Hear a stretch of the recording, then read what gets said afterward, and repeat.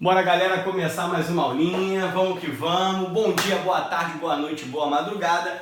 Professor Marcos Alvarenga. Galera, hoje vamos falar de proteínas, né? Ficou faltando falar, quando a gente começou a falar de substâncias orgânicas e inorgânicas, a gente fechou as inorgânicas, mas ficou faltando falar das orgânicas. E, particularmente, eu acho bem interessante falar de proteína e dar uma atenção especial que cai bastante em prova.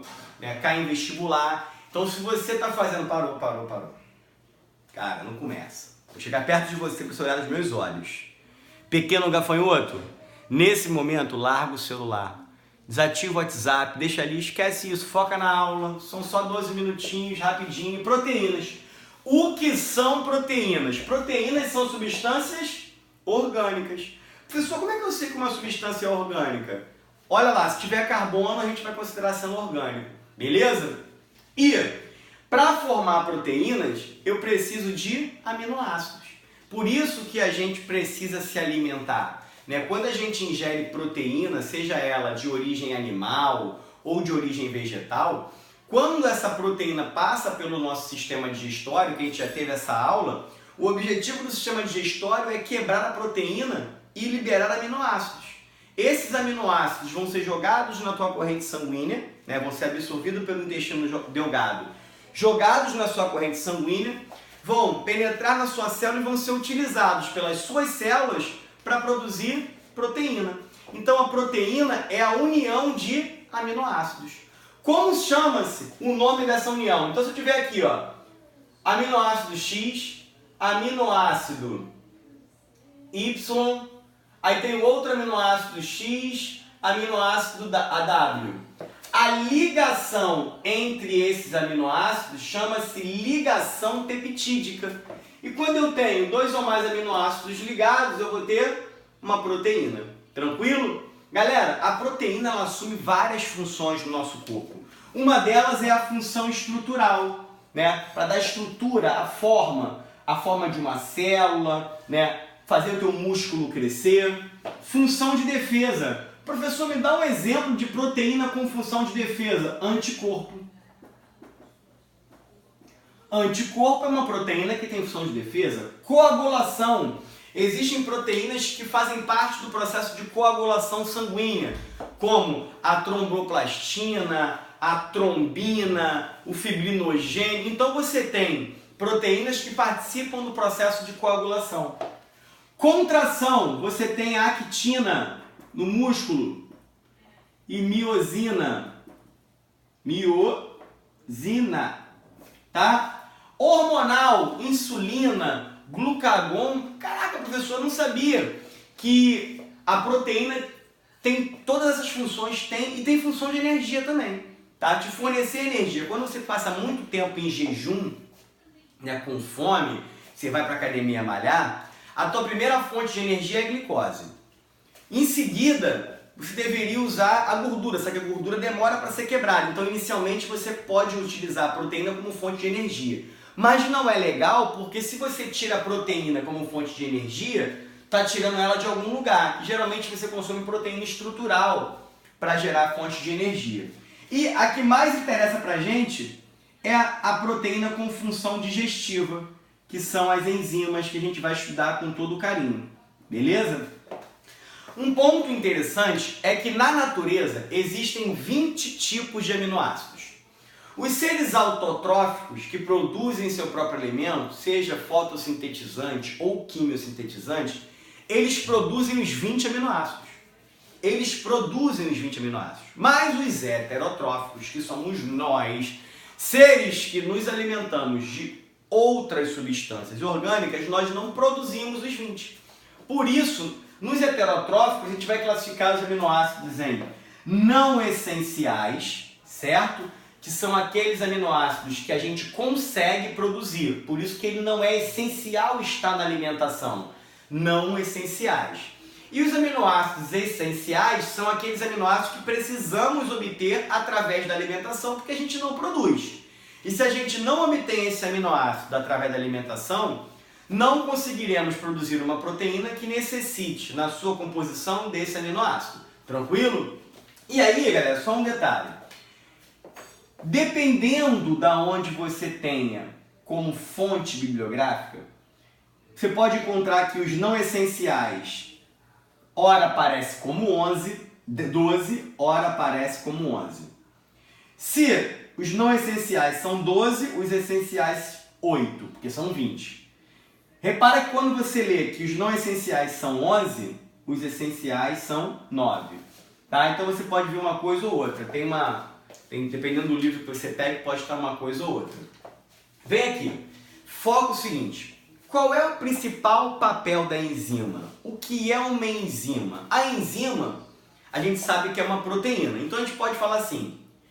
Toda enzima é sempre uma proteína. Mas nem toda proteína vai ter o papel enzimático. Aqui, ó. A enzima é uma proteína. Mas nem toda proteína tem função de enzima. Ela pode ter outras funções. Beleza? E a enzima, ela é um catalisador biológico. Ela acelera reações químicas. Então o papel dela é acelerar, catalisar uma reação química. Outro ponto importante é o seguinte. Se não existisse enzima, para que o teu corpo digerisse uma substância orgânica, seria necessário uma temperatura muito alta. Ou seja, eu precisaria de uma energia de ativação elevada. Então imagina lá, eu tenho um amido. Tá? O amido é a união de várias moléculas de glicose. Qual é o objetivo? Eu tenho que digerir o amido. O que significa digerir o amido? Quebrar as ligações entre as moléculas de glicose e deixar as moléculas de glicose soltas. Existem duas formas. Uma com a participação da enzima, que é extremamente vantajosa para a gente, e outra sem a participação da enzima. Se no meu corpo não existisse enzima, eu ia precisar de tanta energia para quebrar a ligação, que o meu corpo produziria muito calor. Eu entraria em combustão. Por quê? A energia de ativação que seria necessária para romper a ligação das glicoses seria tão alta e haveria um desprendimento de tanto calor que eu pegaria fogo, entraria em combustão. Aí, para que serve a enzima? A enzima, ela serve para diminuir a energia que o teu corpo tem que gastar para quebrar aquela reação. Então a enzima, ela diminui a energia de ativação. Ela faz com que o seu corpo produza menos calor na quebra da substância. Então, a enzima, além de ser um catalisador, ela vai diminuir a energia de ativação, ou seja, ela vai ajudar no processo de digestão sem que muito calor seja necessário para isso, tá? Tranquilo. Aqui eu representei uma enzima. Esse espaço aqui, que eu desenhei com esse formato quadrado, você vai chamar esse espaço de sítio ativo. O que é o sítio ativo? É o local onde o substrato que vai ser digerido vai encaixar. E aí um ponto interessante. A enzima e o substrato é um modelo chave-fechadura. Você não consegue abrir uma porta com qualquer chave, tem que ter um encaixe perfeito. Então, por exemplo, a enzima do estômago tem um formato de sítio ativo. Ela só vai digerir substrato proteína. Por que ela não digere o substrato carboidrato? Porque o substrato proteína tem um encaixe perfeito no sítio ativo da enzima do estômago. O substrato carboidrato não tem a forma perfeita para encaixar nessa enzima. Então ele só vai encaixar em uma outra enzima que faça a digestão do carboidrato. Então cada enzima se encaixa perfeitamente no seu substrato. Exemplo, enzima do estômago, certo? Sítio ativo quadradinho. Eu comi carne, azulzinho. Comi gordura, triângulo. Comi carboidrato, bolinha. Essa enzima vai digerir quem? Somente o substrato que se encaixa perfeitamente aqui. Essa enzima vai diminuir a energia para acontecer a reação e vai quebrar a substância. Beleza? Porém, galera, para que a tua enzima funcione bem, para que a sua proteína, qualquer proteína do seu corpo, independente da função, mas a gente está falando da enzima, funcione bem, eu preciso respeitar os parâmetros de pH e de temperatura. O teu pH sanguíneo é algo em torno de 7,2, um pH alcalino. Tranquilo? Então, todas as suas células sanguíneas trabalham em pH ideal alcalino. Porém, existem algumas enzimas suas que são em pH específicos. Por exemplo, a boca, o pH é 7, então a enzima da boca trabalha em pH 7. Estômago, pH 2, enzima do estômago trabalha em pH ideal 2. Enzimas do intestino delgado, pH 10. Então, pH ideal para as enzimas do intestino delgado é um pH 10, pequeno gafanhoto. Concentra, que é molezinha. Tu vai tirar notão na prova, tu não vai errar, pô. Olha o cara que tá te dando aula aqui, ó. Olha isso aqui. Ó, molezinha, tá? Então, o que eu quero dizer com isso? Uma proteína que tem um pH ideal para funcionar, ela vai trabalhar sempre na melhor velocidade. Vou pegar, por exemplo, a enzima do estômago. A enzima do estômago, ela trabalha num pH ótimo. pH ideal de 2 a 2,5. É o pH ótimo. Significa que essa enzima, a um pH de 2, 2,5, ela tem um formato X. Nesse formato X, nesse pH ideal, ela vai digerir no máximo de velocidade. Pá, pá, pá, pá, pá. Beleza. Aí você pega essa enzima, retira ela do seu estômago e coloca ela no pH 4. Nota que ainda é um pH ácido, mas não é o pH ótimo de 2. Quando você pega uma enzima que tem um pH ótimo de 2 e coloca no pH 4, saiu do pH ótimo. Então a enzima tinha um formato ideal no pH 2. Quando você coloca no pH 4, essa enzima muda um pouco a sua estrutura, deforma a sua estrutura. Olha o que ela vai fazer. Deformou. Se ela deformou a estrutura, pequeno gafanhoto, você acha que ela vai trabalhar com a mesma eficiência de quando estava no pH ótimo? É óbvio que não. Ela vai diminuir a sua velocidade. A gente chama esse processo de desnaturação. Sempre que eu pego uma proteína, seja ela enzima ou não, e tiro essa proteína do seu pH ideal e coloco ela no pH fora do seu pH ideal, essa proteína, sempre que sai do pH ideal, ela vai mudar a sua estrutura, ela vai deformar essa estrutura. E o nome dessa deformação eu chamo de desnaturação. E sempre que uma enzima desnatura, ela diminui a sua velocidade de atuação, ela deixa de ser eficiente, tá? Ela não trabalha com tanta eficiência. Temperatura. Qual é a temperatura ideal para a nossa espécie humana? 36,5. Significa que todas as enzimas do seu corpo trabalham numa temperatura ideal de 36,5. Professor, como assim? Exemplo, pequeno gafanhoto. Boca. Qual é o pH da enzima da boca ideal? 7. E a temperatura ideal? 36,5. Estômago, pH ideal, 2, temperatura ideal, 36,5. Então, todas as enzimas do teu corpo trabalham em temperatura ideal de 36,5. Tu quer saber por que você pode morrer se tiver febre? Porque a febre é um aumento da temperatura. Então, olha só, todas as suas proteínas em temperatura ideal, 36,5. Aí tu começa a ficar com febre, 37, 38, 39, 40, 41, 42... Você deforma tanto e desnatura muito a proteína. E aí ela trabalha numa velocidade. Ela começa a diminuir a velocidade, diminuir. E dependendo do quanto você desnature, a proteína morre. Por isso que você morre de febre. Se o teu anticorpo, que é uma proteína que tem que defender o teu corpo, é ideal a 36,5 e tu tá com a temperatura de 41, esse anticorpo está deformado. Está trabalhando com ineficiência, ou seja, tu está aberto para doenças oportunistas. E se isso se estende, esse aumento de temperatura, a proteína entra em falência e morre, tá? Aí eu coloquei aqui, ó, alguns fatores que podem interferir no funcionamento da enzima. pH, temperatura e química. Esse finalzinho aqui é uma outra coisa. Então olha para cá. pH 2. pH 2 é uma enzima do estômago. Olha aqui o ponto ótimo. PO, ponto ótimo. Nota que nisso aqui, olha a velocidade que ela trabalha. Velocidade máxima. Mas se eu, por exemplo, boto um pH 4, olha a velocidade dela diminuindo.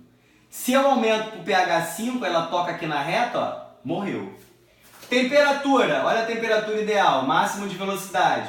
Diminuir para menos ou diminuir para mais, ó, a velocidade diminui. Ponto ótimo. O mesmo vale para substâncias químicas, tá? Galera usando o cabelo para alisar. O teu cabelo é enrolado porque a proteína que compõe o teu cabelo, ela tem um formato enrolado. Quando você joga uma substância química ou uma temperatura muito elevada e o teu cabelo fica liso, é porque você desnaturou a proteína do teu cabelo, que perdeu aquela característica enrolada momentaneamente.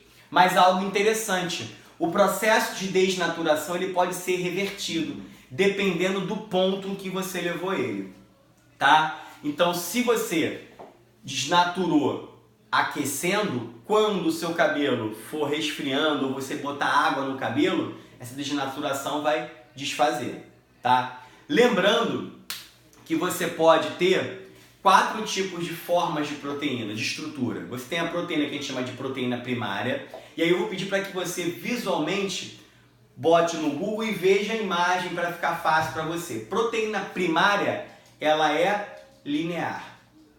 A proteína secundária, ela espiraliza. A terciária tem um outro formato, ela se dobra em torno de si mesma. E você tem a quaternária. Então, eu posso pegar o processo de desnaturação e botar, tá na quaternária, forma quaternária, terciária, secundária, primária. Parei de desnaturar, pode ser que volte ao normal. Não é sempre que volta ao normal, beleza? Em relação ao substrato, galera, acontece da seguinte forma, olha pra cá. Substrato é o que a enzima vai digerir, não é?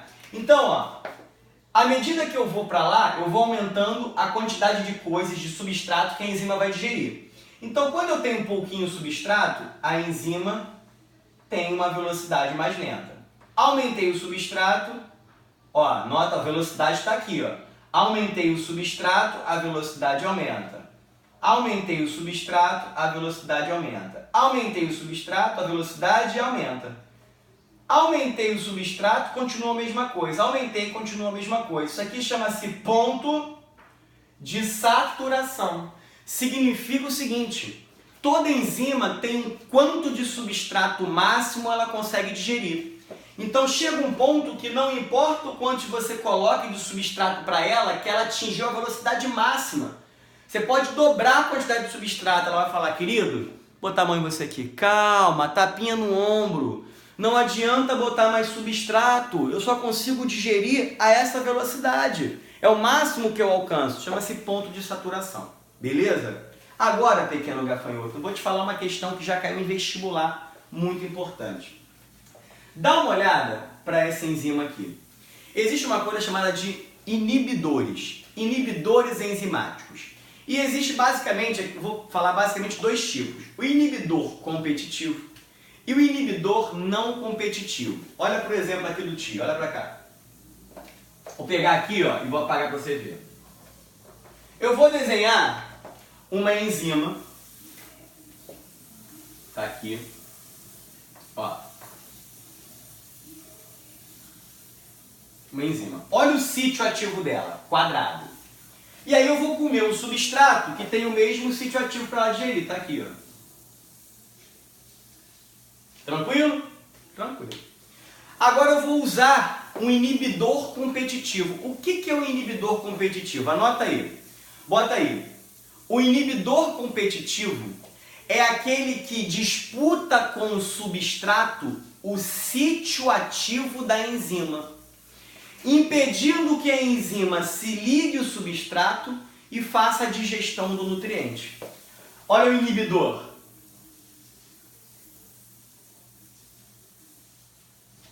O inibidor é o vermelhinho. Tá vendo que ele tem um formato parecido?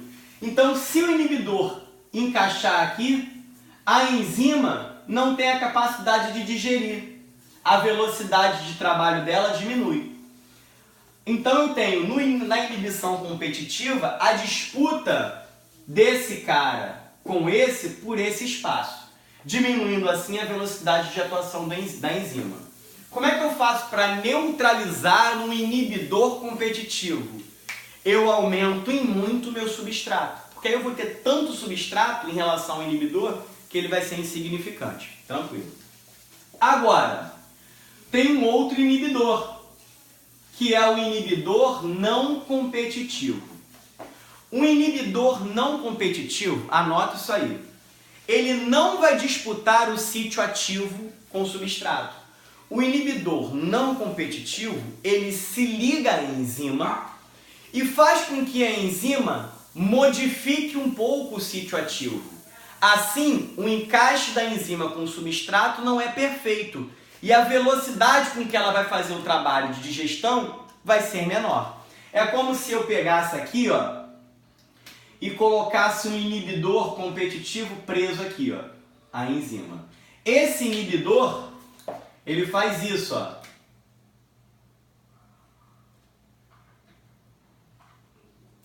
Tá vendo que ele deu uma deformada na enzima? Então o encaixe não fica perfeito. Vai digerir, vai, mas não com a eficiência, com a velocidade. E às vezes, como o encaixe não é perfeito, nem ocorre a digestão. Tá? Então o inibidor competitivo disputa o sítio ativo. O inibidor não competitivo, ele se liga à enzima e altera o sítio ativo. Beleza? Galera, é isso que eu tinha para falar para vocês. Espero que vocês tenham gostado. Estou gravando essa aula em plena sexta-feira, já